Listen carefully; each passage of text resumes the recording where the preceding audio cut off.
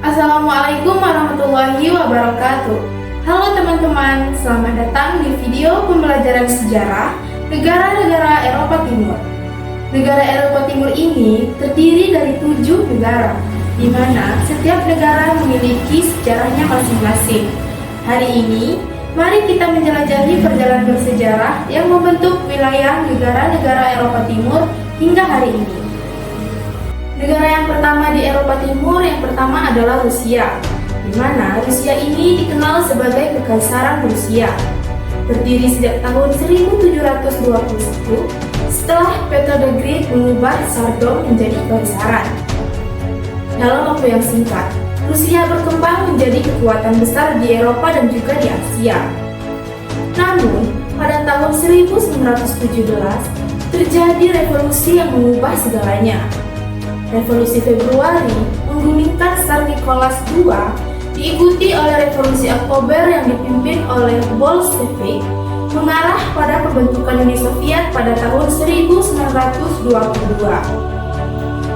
Uni Soviet menjadi salah satu kekuatan besar di dunia selama periode 1922 hingga tahun 1991. Meski dihadapkan dengan banyak tantangan, termasuk Perang Dingin. Akhirnya, pada tahun 1991, Uni Soviet pun runtuh. Mengarah pada kemerdekaan, banyak negara yang bebas bekas Republik Soviet, dan perubahan besar dalam politik dan ekonomi di negara Rusia. Mari kita beralih ke negara Polandia. Kerajaan Polandia didirikan pada tahun 966 dan berkembang menjadi kekuatan regional. Namun, pada akhir abad ke-18, Polandia mengalami pembagian antara Rusia, Prusia, dan Austria.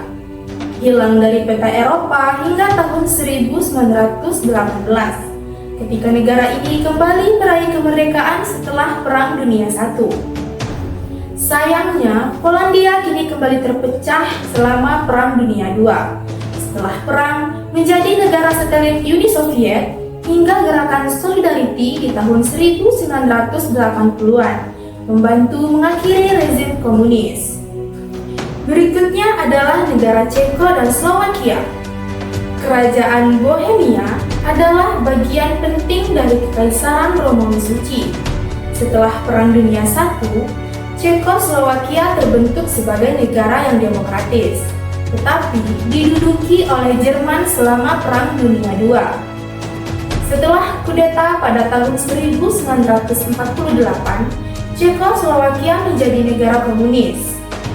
Revolusi Velvet pada tahun 1989 membawa perubahan damai menuju demokrasi, dan pada tahun 1993, Ceko dan Slovakia ini berpisah menjadi dua negara yang independen. Selanjutnya, mari kita bahas tentang negara Hungaria. Negara Hungaria ini didirikan pada tahun 1000 oleh Stephanus I. Hungaria menjadi bagian dari Kekaisaran Austro-Hungaria. Setelah mengalami kerugian besar dalam Perang Dunia I, negara ini bergabung dengan kekuatan Aksis dalam Perang Dunia II sebelum diduduki oleh Uni Soviet. Sejak tahun 1949, Hungaria dikenal sebagai negara satelit. Revolusi 1956 mencoba menggulingkan rezim, namun gagal. Transisi menuju demokrasi akhirnya terjadi pada akhir 1980-an yang mengarah pada pemilihan umum yang bebas. Negara selanjutnya di Eropa Timur adalah Bulgaria, di mana Bulgaria ini adalah negara Slavia pertama yang sangat besar, berdiri pada tahun 681. Namun, selama berabad-abad, Bulgaria ini berada di bawah dominasi Kekaisaran Bizantium dan Ottoman. Kemerdekaan diperoleh pada tahun 1908 setelah Perang Balkan dan Perang Dunia ke-1. Selama Perang Dunia II, Bulgaria awalnya netral, kemudian bergabung dengan kekuatan Aksis. Setelah Perang, Bulgaria menjadi negara yang satelit dan Uni Soviet. Selanjutnya ada negara Rumania. Rumania terbentuk dari pemisah Wallachia dan Moldavia, bersatu pada tahun 1859. Selama Perang Dunia I, Rumania bergabung dengan sekutu dan mendapatkan wilayah baru. Namun, dalam Perang Dunia Kedua, mereka bergabung dengan Aksis, kemudian beralih ke sekutu setelah kudeta. Setelah terjadinya perang, Rumania menjadi negara satelit Uni Soviet, dan revolusi 1989 menggulingkan rezim komunis yang berkuasa di negara Rumania.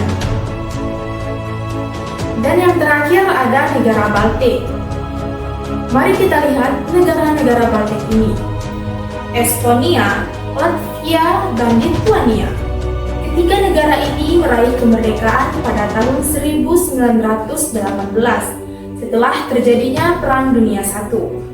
Namun, setelah Perang Dunia I mengalami pendudukan oleh Uni Soviet dan Nazi selama Perang Dunia Kedua.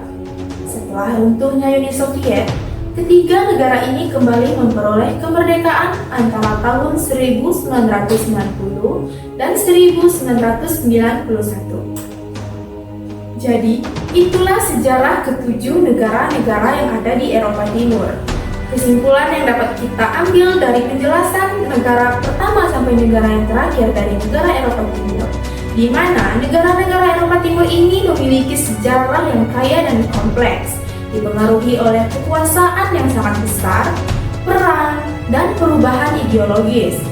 Setiap negara memiliki jalur untuk menuju kemerdekaan dan perkembangan demokrasi, terutama setelah akhir Perang Dingin.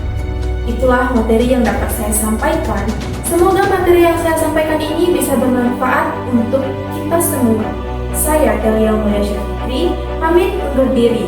Terima kasih. Assalamualaikum warahmatullahi wabarakatuh.